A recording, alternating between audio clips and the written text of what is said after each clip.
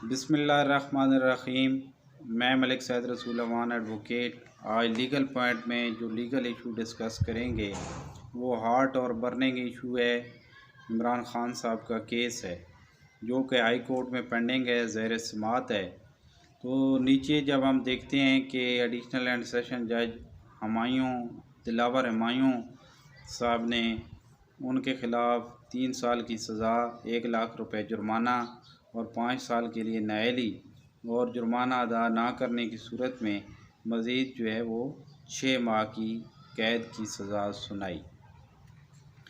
अब जब हम देखते हैं तो नॉर्मली पाकिस्तान में केसेस बहुत ज़्यादा तवालत पकड़ते हैं और पाकिस्तान में इंसाफ की फराहमी इंतहाई मुश्किल काम लगती है। तो इस केस में अगर हम देखें तो मेलाफाइडी नज़र आती है, क्योंकि एक तो जो गवाहान थे वो मुकम्मल नहीं करवाए गए, उनका डिफेंस का जो हक़ था वो ख़त्म किया गया और दूसरी साइड पे जो ट्रांसफ़र एप्लीकेशन थी हाई कोर्ट में पेंडिंग थी, उसको भी डिसाइड होने से पहले उन्होंने केस का फ़ैसला सुना दिया और 30 मिनट के अंदर अंदर डिक्टेट करवा के, जो कि ज़ाहिरन जो है वो यही नज़र आता है कि कहीं और से डिक्टेशन मिली, तो डिक्टेट करवा के तो फ़ौरन दी गई और उस पर हम देखते हैं कि एग्जीक्यूशन जो है, तामील जो है वो बहुत जल्द हुई। पाकिस्तान में नॉर्मली केसेस में ऐसा नहीं होता। अब जबकि केस जो है वो हाई कोर्ट में चला गया है, तो हाई कोर्ट में भी जो एक बड़ा बहुत मैगज़िम है, लैटिन मैगज़िम है कि जस्टिस डिलेड जस्टिस डिनाइड, कि जब भी इंसाफ को तवालत देंगे तो यही समझा जाता है कि इंसाफ जो है वो इंसाफ से देने से नाराफ़ किया जा रहा है। तो हम देख रहे हैं कि नॉर्मली 3 साल के जो केसेस होते हैं उनमें सस्पेंशन हो जाती है और सस्पेंशन के बाद जो मुल्ज़िम होता है वो बेल आउट कर दिया जाता है, वो बेल पे बाहर आ जाता है ज़मानत पे और केस चलता है, अपील लगती है। लेकिन अब ये जो लतीफ़ कोसर साहब और दूसरे वकला साहिबान पेश हो रहे हैं और वो सस्पेंशन के लिए इस्तदा कर रहे हैं, लेकिन वो तवालत पकड़ रहा है केस और तवील होता जा रहा है।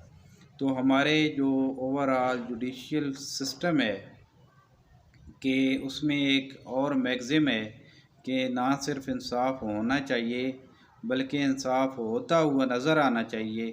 तो ये बिल्कुल पाकिस्तान में कहीं से नज़र नहीं आ रहा, क्योंकि जब अदालतों को पता है कि एक आदमी पे 180 एफआईआर हैं इमरान ख़ान साहब पे, तो ये बहुत ज़्यादा हैं और उन्होंने कोई ज़हरी तौर पे जुर्म किया ही नहीं, तो उनको इस तरह एक केस से दूसरे केस में पकड़ लेना और उनको मजबूर करना कि आप लोग पीछे हट जाएं, या ये होता हुआ नज़र आए कि उनको जी तबाह कर लो, पकड़ लो उनको, जो है वो कि जेल में डालो।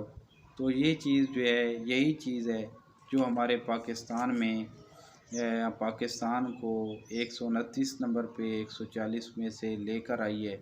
तो हमें सोचना चाहिए, हमारे जजेस साहिबान को सोचना चाहिए, एज ए वकील हमें सोचना चाहिए कि ये जो जस्टिस डिलेड है ये नहीं होना चाहिए। केस जो है वो देखें काफ़ी अरसा चलते हैं, सालों केस चलता है और उसके बाद पता चलता है कि बंदा जो है वो बरी हो गया है और उस पर जो था इल्ज़ाम था और वो साबित नहीं हो सका। तो इससे बड़ी हमारे लिए शर्मिंदगी की बात क्या होगी कि हमारे जो जस्टिस सिस्टम है उसमें एक बहुत बड़ा फेलवर है। एक इंसान जो बेगुनाह था वो जेल में रहा और इंसान की जो वैल्यू है और जो कदर है और जो सिक्योरिटी है और जो उसकी ज़िंदगी है उसकी आज़ादी का हक़ हमने तलब किया। तो ये चीज़ें हमें एज़ ए वकला भी इससे इज्तनाब करना चाहिए और हमारे जो ताकि जस्टिस सिस्टम है वो 129 से कम नंबर पे आ सके।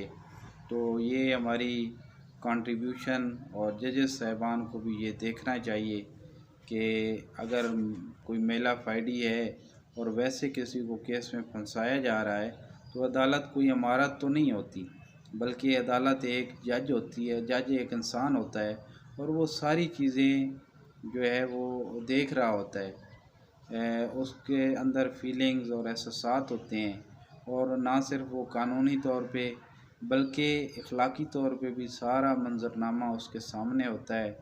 तो हमें जो है पाकिस्तान को जस्टिस सिस्टम में इम्प्रूव करना चाहिए। अल्लाह ताला हम सब का हामी व नासिर हो, और अल्लाह ताला हमें तौफीक दे कि पाकिस्तान में इंसाफ के बोलबाला के लिए खड़े हो सकें। शुक्रिया।